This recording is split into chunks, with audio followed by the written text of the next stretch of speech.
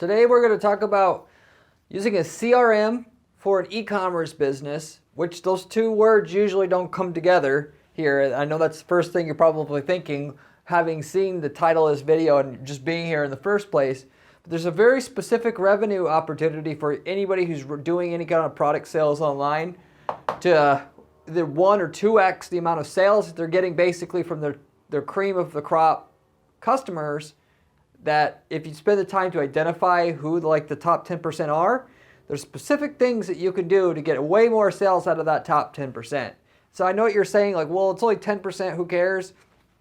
Well, the math ends up to where if you can double the amount of sales volume from the top 10%, and 80% of your sales typically come from the top 20% of your client base or customer base, if you will, well, then you can raise your overall sales volume in your company by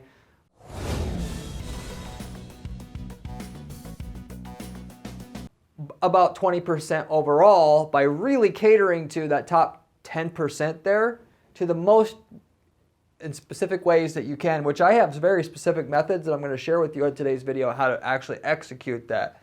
And I'll tell you about how it's been executed for different companies here that I've personally seen. So you'll walk away with a working money-making strategy if you're not using CRM or what I call key accounts management for an e-commerce business. I use CRM to do key accounts management because that's just the way that I feel like is it's the easiest way to do it. That's why I'm gonna actually recommend you do it that way here on today's video. You can decide how you want to do it. I'm giving you the basic method here, and then you can spin it however you want. So when you use a CRM for an e-commerce company, and while you're doing PPC, why you want to use an e-commerce company for when you do PPC campaigns. And that is to be able to get more out of the top 10% of your customers where a great majority of your sales actually lie, which whether you know it or not, for the reasons that these people are business customers, they're buying it for their business, they're reselling it, or it's just your fanatical, the one thing that people spend almost most of their income on is the category of thing that you sell. That's why 80% of the sales come from the 20% of the, basically the customer base you have coming in on a regular basis. So anyway, with all that said, I'm going to get into it here. Most professional service firms, as well as some product companies, use what I call key accounts management, in which a lot of people use that term. People give their best 10% of their clients. Now, this is typically something that is done in the B2B world, or businesses selling to other businesses. You have a law firm. The top 10% of your clients, you give them a specialized, basically account manager or what have you. Why? Because that person can spend a lot more with you if you give them what is kind of known as a white glove service. You're giving them the red carpet service, whatever. They'll end up spending a lot more from you. So it's a strategy to take the same customers or clients that you have coming in, clients for a service business, which is where this is typically done. But nobody's doing it on the e-commerce side really, which is why I'm giving you this video here today to explain. It works just as good for e-commerce. I don't know why you guys aren't doing it. So here's how to do it, and here's how they're doing it. But for the service companies, it works extraordinarily well.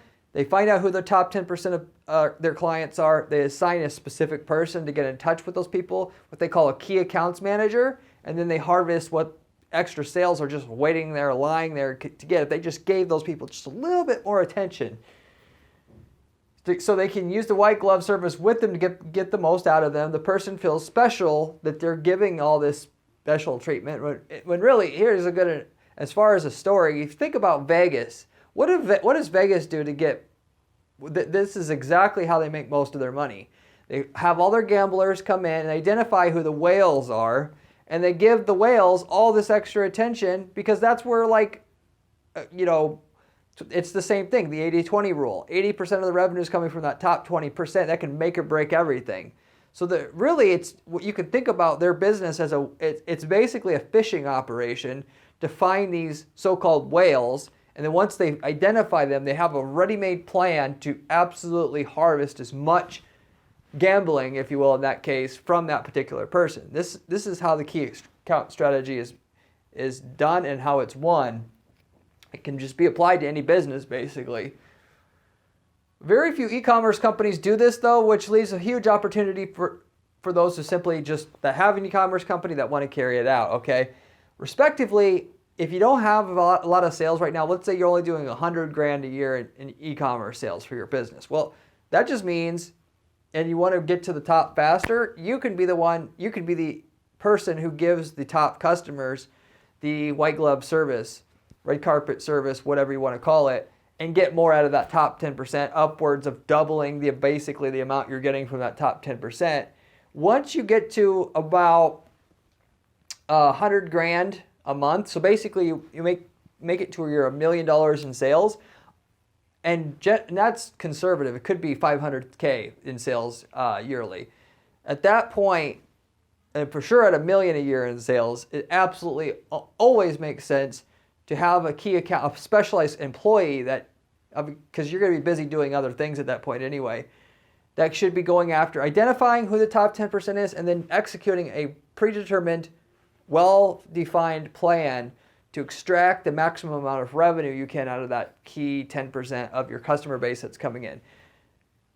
Set up tracking systems to find them, identify them, and then execute. 3 different e-commerce companies here which provided to their clients the white glove service to their top 10% and what they made from it. Actually, I have laid out right here on this section of the video. So one example was a candy company. They sold bulk candy in general. Okay, so with the method I'm going to give you here, how to execute this is basically, I'll explain it's a little bit different for each one of these companies, how they actually did it, but respectively, the method's coming next, but what they did was exactly what I told you. They had set up a system, basically they were a big enough company where they had really good tracking systems in place already to find out who their top 10% of customers were, but they went to the extra extent of assigning that unique person to the top 10%, partially as I advise it. When I get on the calls with clients monthly or quarterly at our PPC firm, they want to grow their revenue. I throw out side ideas like this because I have so many. And they just started calling these people up. And respectively, what's going to happen when you start calling these people is, like I said before, they're going to feel special that you're actually giving them more attention. Then, therefore, they're going to give you more money. Any business where you do that, that's going to be the case. It's just a matter of, is it going to pay off? Well, that's why you don't give it to everybody. There's a point in which you're going to have diminishing returns, but for most businesses, the top 10%, it is worth it, whether you to do it when you're small or to have somebody else. In their case, it was a huge result on what they had. Why? Because there was a lot of businesses buying the bulk candy from them, and these people are busy running retail shops and what have you. Not only is it just business customers, by the way, they had a lot of consumers that just love to eat tons of candy. Whether, that's not real healthy, but it is what it is. In that particular case, they're helping the business. They're partnering with the business. And if you have a business customer that's leading to, your top 10%, a lot of them are business customers, they are going to really appreciate you helping them run their business, just like I explained I do for other people's business. Going the extra mile and saying, hey, if you're going to sell the candy, actually this one is hot this month, so if you're going to reorder, you should order this one.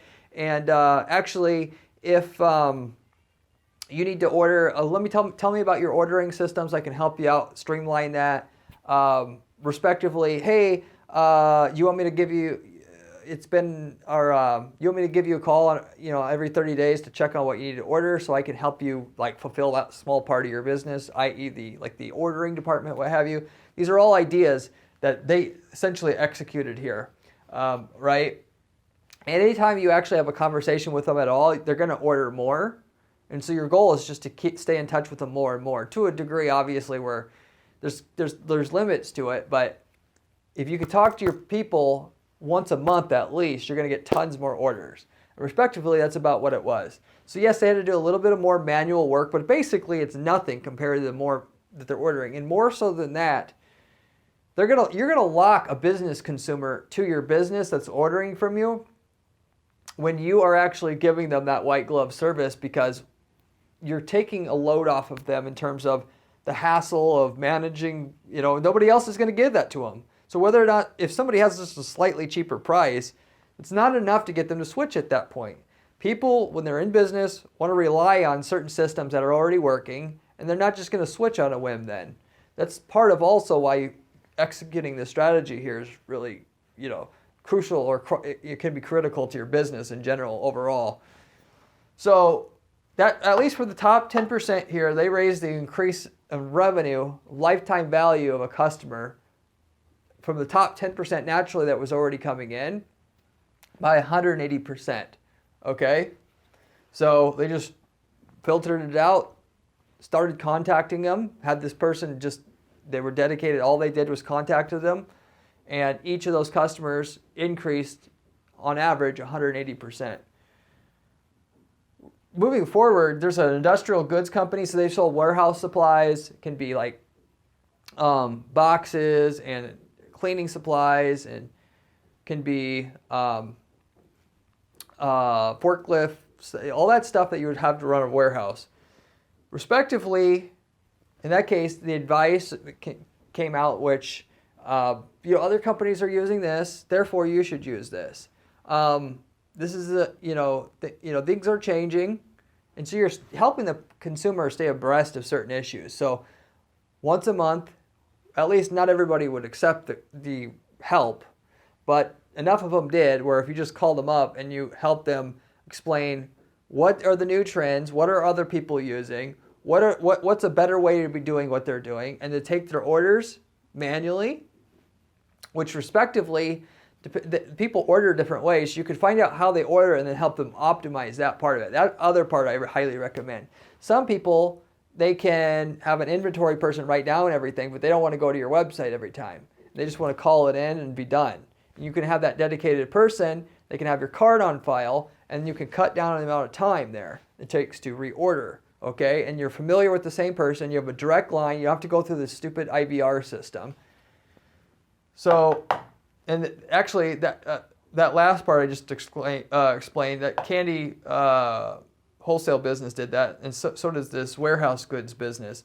In this case, they only got a 65% increase in the amount of sales that they're making. Why? Because respectively, I will admit here, for what help they get through other companies, it will vary about how much you're making here. In this particular business, the candy business, nobody's offering that kind of help. So, therefore, that's primarily why they're getting more. So, it could be 60%, it could be 180%. You can pretty much count on an average of about double, as far as I found, just for what I've seen on a few different use cases here. Try it and see for yourself. Obviously, you're not out of anything if you execute this and it doesn't work out to your advantage. It costs you nothing to try it out. And then once you know what you're making, you can easily justify somebody for 10 hours a week doing that even, or more as you grow. Somebody else who sold watches, so they were a bulk seller kind of watches. Now there's other dealers who bought watches from them, okay? There's people who specifically are watch fanatics and they're buying more. In either case, that company and that person they had calling out to, which wasn't the owner this time or anything. Actually, either of these cases, it wasn't the owner here, but a lot of people that I talk to, the owner is the one actually that does that. Why? Because they have the product knowledge, and it's hard to give value to somebody when you don't have the product knowledge. But for the people who like to buy watches, when you get a new watch in, they call them right away, or they call them every so often, and they say what new watches they have and why they're hot and why they're cool and why you should get them, and try to get them to buy. Actually, any luxury good market is similar. If you sell luxury cars, those dealerships, all they do is they keep track of all their customers, and then as soon as a new car comes in, they just call all their customers. And they say, hey, it's not going to be here for long. Do you want it or not? Because if you don't want it, I'm calling the rest of my list here, and it'll probably be gone. And that works very effectively. So watches, and specifically high-end watches, we're not talking about Timex here. We're talking about, timepieces, 10K plus watches in price, that kind of like general price range here. You call them up and you offer them that to the individual consumer the way that I said. And then for some few businesses that have shops that would just resell, they would just buy online. They wouldn't wholesale buy. They would buy individual pieces for their store. They could explain which ones where the prices are going up, which ones are selling well, that kind of thing.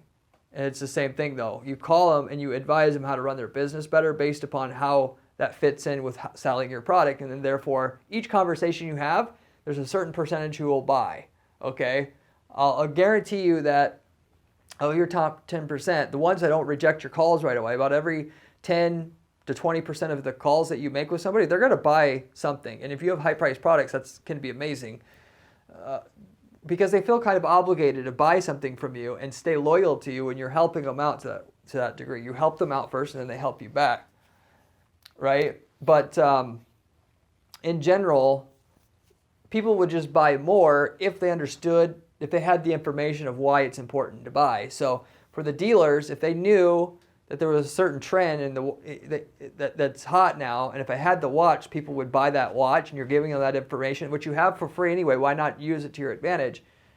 The people would buy that watch. Whereas before, they wouldn't have bought it because they don't know. So that's what you got to be thinking about when you kind of do this.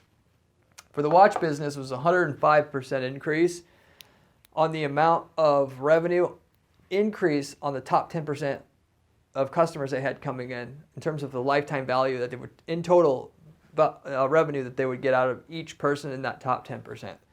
It's the same thing with this, by the way, just to clarify. It's the top 10% and what's the total revenue out from that. The normal top 10% they had, once they layered on this white glove strategy, they were getting it on average of from the entire relationship and all the sales that they would make when they tracked it, 180%, 65%, and 105% in that last case. So, respectively, though, in order to execute this, there is a little bit of technical elements to this. One of which is you got to be. It really helps to use a CRM. There's some other options you have other than use. CRM, which is a customer relationship management system for your e-commerce business. So when you have a key customer that is in the top 10% per se that comes in, you can put into your CRM all their contact information, their first name, last name, alternate phone numbers, what other sites that they run, and just start building a database on that person. So when the key account manager goes to call that person that month, you have entire context of everything that person you've talked to them about, every email, every phone call is noted, so you can build on each future call can build on the previous conversation you had, and that person can juggle 100 people and remember what they've said at each person, which is why you use a CRM with an e-commerce business in general. But here's just a general 3-step process in order to execute this for your business. If you want to be able to, whether it's an extra 50, 60% or 180% increase in the top 10% of customers in terms of what they buy from you, here's how you can execute it for your business. So first of all, you hook up the form/phone tracking or cart LTV tracking to your site. So you should always be, anyway, if you're running PPC campaigns, every form fill on your site, you track that through Google Analytics and Google Ads. Same thing, if someone calls through CallRail, you can track whether they call. I track that through Google Analytics, Google Ads as well, at least as far as it's possible to track it. And then you got to track your cart sales. So those 3 things you always got to track anyway. Okay? Once you track all that, right, you can actually have, when somebody calls in or they fill out the contact form, you can have that pipe over to a CRM system like Zoho CRM or Salesforce CRM so that a customer's information is just in there. It'll be in there until, let's say they call, but they haven't bought yet. Later on they buy, because if you have a link from your Shopify system to your CRM, using an app, and other e-commerce platforms will have their own integrations with different CRM systems. So when they initially call or fill out the contact form on your site, that information is automatically brought to your CRM, and then later on when they buy, it'll attach the purchase data that customer purchased on their first purchase with that same contact record in their CRM. So now you can understand when they bought, how much they bought, when they bought it, and then all future purchases, and then later on when you're trying to filter down to see who your best customers are, it'll be easy to do. And when you start calling them, you can see exactly your entire behavior since they've interacted with your company the first time. That integration between, like, if you're running Shopify to your CRM is actually very straightforward to do. Respectively, to get the form data and the phone call data into your CRM, that's easy to do as well. CallRail can pass data to any CRM. Your form data, any CRM has a form code that you can use to put that code on your site, so when the form's submitted, it goes directly to your CRM. All this stuff is possible to do, and I recommend that you do it. Okay, so one thing, if you're using Shopify or other mainstream shopping carts, you can also, there's lifetime value tracking tools, so you don't need sometimes a CRM if you don't want to go that direction. So all the customers' names are stored in a web interface, and all the purchases they made, when they made them, what the total amount that they've spent, and who your top 10% is all there. But it's not like a CRM because you can't build up any more information about that customer other than here's basically their name and their email address. And if you have it from when the time they ordered, and here's everything they purchased. To do the key account management the way that I was talking about before, I want all the information as possible. And every call I make, I want to put notes down about what I said that got that person's attention the most, so I can use that for all future calls. If you want to get these big numbers, that's what you want to do. But respectively, a lot of people have trouble justifying the cost of PPC because they don't understand the full value out of the PPC that they got.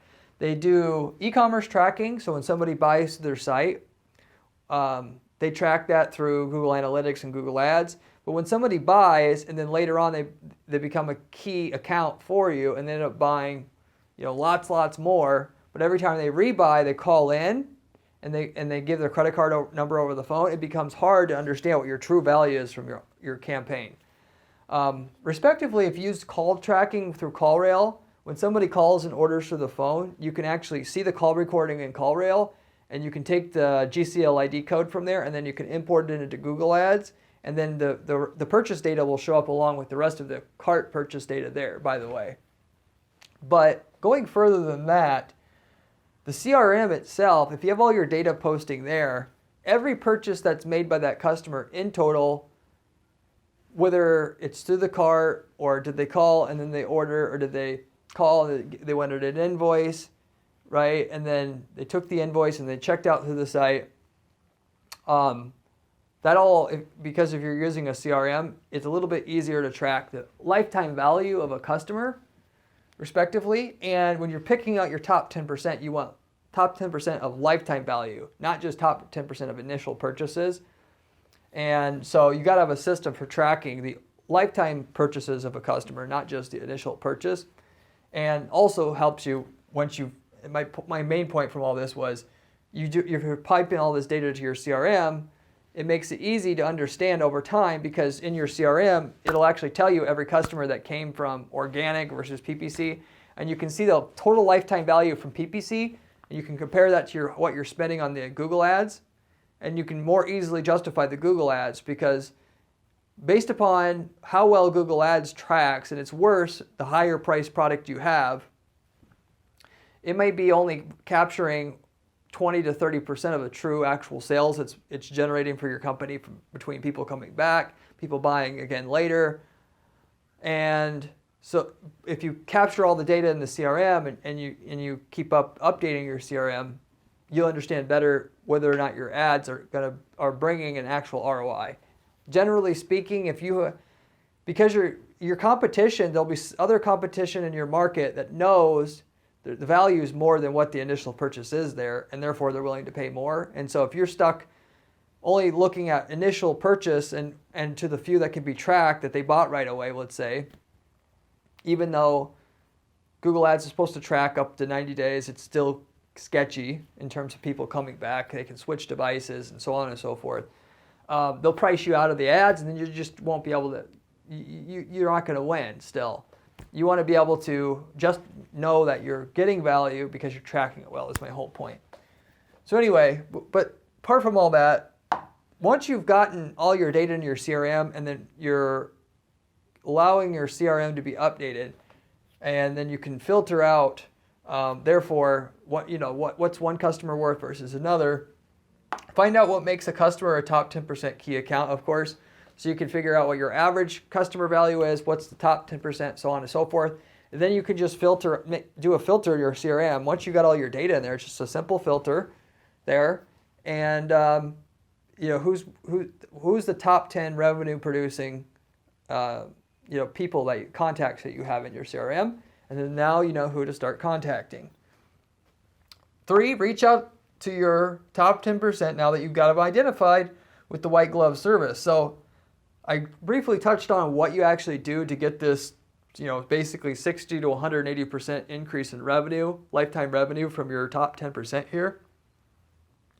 The first thing out of anything else that you could provide is the advice. You're offering enhanced advice about what you do and what you sell.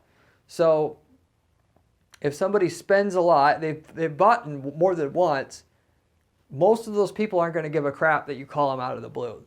And they're going to be appreciative of the information that you give, okay? If somebody's made the top 10% because they made a really huge order, they're also going to be pleased that you called them, offering more help, because obviously it's a bigger deal to them. So respectively, don't overthink it. Call them up. Got to have somebody with some actual market knowledge or product knowledge, and just ask them is there anything I can help you with? Just wanted to let you know what you bought is good. Our other customers are they're having good luck with this, and there's just if you don't mind, I can give you a few key pointers on how to use this the best way. And then at the end of the conversation, you simply just say, if you ever have any questions, feel free to contact me directly. My name is John or whatever. Here's the telephone number that you can reach me direct anytime that you have any questions about what you ordered or you need to reorder. And then now you've got that contact, and then you can contact them later and they remember who you are, and they probably aren't going to mind that either. Some people will get pissed and you just mark do not contact, but more than half are going to appreciate the help because, again, they spend a lot, therefore that signals to you that they probably will appreciate the additional help. So you can help them about using it. You can help them avoid problems with it. You can help them understand other products that need to be used with it. You can help them understand basically when new versions of that product come out, being aware of it. There's so many things that you can do there. I won't get into everything, but that should at least get your wheels spinning on what you can do.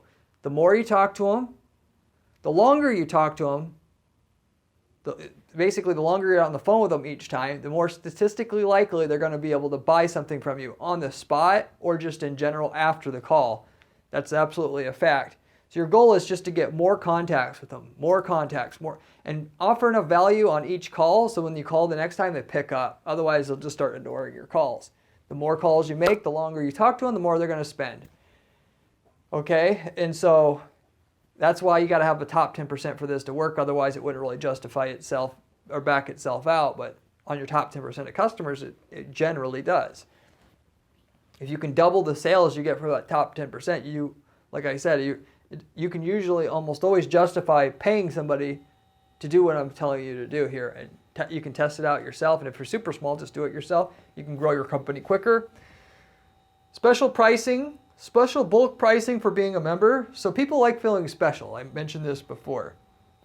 One of the ways that you can get to where you build up touches with that person, if you will, each call that you make with them or each email you make with them, which you can also do this through email, is a touch. And the more touches you make, the more money they're going to spend ultimately.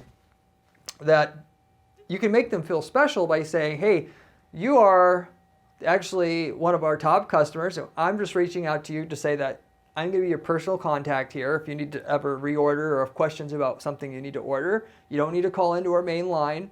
And we'll actually, and this part is optional, we'll actually offer you a 5% discount on all our pricing just because you are one of our best customers here.